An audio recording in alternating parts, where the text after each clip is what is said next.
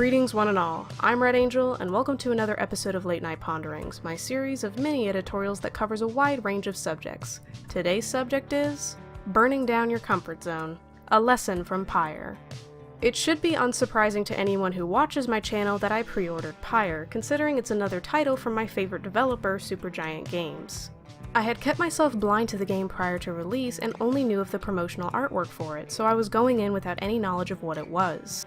At first, I had figured it'd be a game similar to Transistor or Bastion, and while I was not wrong in that assumption, it was still rather different from a gameplay perspective. In fact, you could say that the fantasy sports aspect of the game completely turned me off to Pyre at first, due to my natural aversion to sports games as well as the game's steep difficulty curve for the uninitiated. I was completely out of my comfort zone, and while this normally isn't an issue for me, this time it was, and I wondered why. Everybody has their preferences when it comes to media. There are things that we don't like and things we do. Sometimes it's easy for us to get complacent and only watch things that appeal to us rather than changing it up and doing something different. It keeps us safe, compliant, comfortable, and able to easily assess what we look for in life. Some people play RPGs to spend a day in the life of someone else, others play racing games for the adrenaline rush of driving fast, and then there are those who want to watch the world burn by playing an open world game. You monster. With most forms of media, whether interactive or otherwise, there's a form of escapism to it that allows you, the mundane nobody, to achieve something in a world that's outside of your own. This means that you may want to avoid things that remind you of your inadequacies, or the chaotic world outside of closed doors. The issue lies in the fact that by doing this, our chances of growth are severely limited.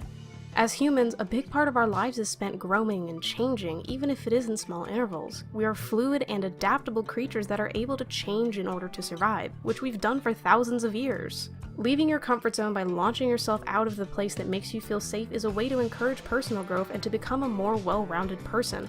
I don't think you should deliberately make yourself miserable by this, but instead challenge your sensibilities and knowledge. There's a phrase that's often used by those who teach writing: write what you know. It's used as a way to get young writers to focus on subjects they know and understand in order to make a better piece of work. However, many writers use this as an excuse to stay rooted firmly in one spot, almost never changing their writing style or writing about different kinds of characters and stories. It's this sort of thing that often leads to some of the issues we have when it comes to representation, when people write what they know and only what they know rather than branching out and attempting to write something different and new. Research is a marvelous tool for this, and it can lead you to transforming a good story into a great one. Even Stephen King has dabbled in both young adult fiction in The Long Walk and science fiction in The Running Man. While this may not seem like a huge leap for him, he thought it was, which is why he wrote both under a pseudonym so they'd have a chance at being recognized on their own merits without King's name being attached. If a writer leaves their comfort zone and writes about someone who is different than them, whether it be a different gender, sexuality, body type, race, or anything else, that leads them to learn more about the world around them, expanding their worldview and bringing them closer to a greater understanding of humanity.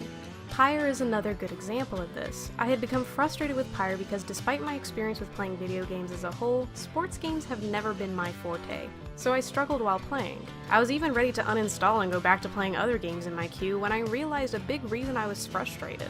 Pyre was forcing me to do something I wasn't good at, something I struggled with and would often find frustrating in real life. I'm not exactly what you would call a sporty person. My sports are archery and fencing, nothing team-based or anything where you have to get a ball into a goal. I was uncomfortable, and despite being perfectly capable of stepping out of my comfort zone on most occasions, this hit close to home for me because it was more personal. It showed me something I needed to improve at by mercilessly beating me over the head with it, and I wasn't used to that. It's not like Dark Souls where I expected it. This was completely out of left field. This isn't to say you should constantly challenge yourself, never watching the same thing twice or never staying in the same genre for very long. You also don't need to play, read, watch, or write something that you'd absolutely hate unless you feel as though you'd be able to do it. The comfort zone that you've designed for yourself is only there as long as you allow it to be there. It's a state of mind that you can step out of or expand. It's up to you when or if you want to do that, or choose to stay rooted in place. Though I must say, sometimes taking the roads less traveled lets you find a rather amazing path hidden there. I'm Red Angel, and I'll see you next time.